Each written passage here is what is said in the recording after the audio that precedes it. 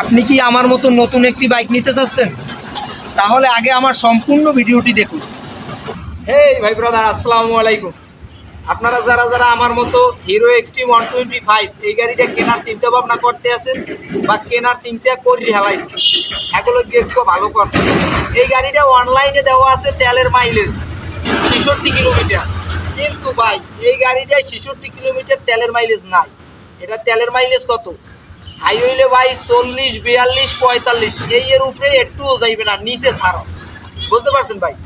আর একটা সমস্যা কি, এরা যারা এই যে কোম্পানিতে যারা সেল দিতে আছে এই গাড়িটা, যারা সেল দেয় এগো সেল একটু মোটামুটি ভালোই, কারণ লুকের দিক দিয়ে গাড়িটা কিন্তু খুবই ভালো। ভালো থাকলে হইবে কি, এটার হেরুমেরই আবার কিছু সমস্যা আছে। যা যায় আপনার গাড়ি চলতে আছে বন্ধ হয়ে যাবে, রানিং 2 গিয়ার আছে বন্ধ হয়ে যাবে। এইটার কারণটা এখন পর্যন্ত খুঁজতে পাই নাই।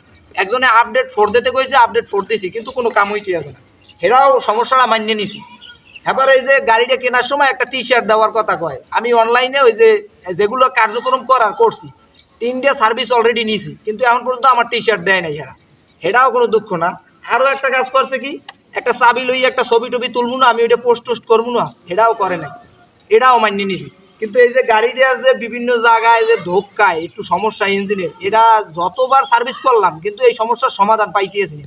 হেলিকেই কই ভাই, গাড়িটা অল্প টাকার মধ্যে একটা ভালো কন্ডিশনের গাড়ি দিয়েছে, কিন্তু এই গাড়িটা সম্পর্কে ভালোভাবে যাচাই বাছাই করিয়া জানিয়া হুনিয়া আগেই এরকম নতুন গাড়ি কিনলেন না, একটু বুঝতে হইনা গাড়িটা কিনলেন। তো ধন্যবাদ সবাইকে।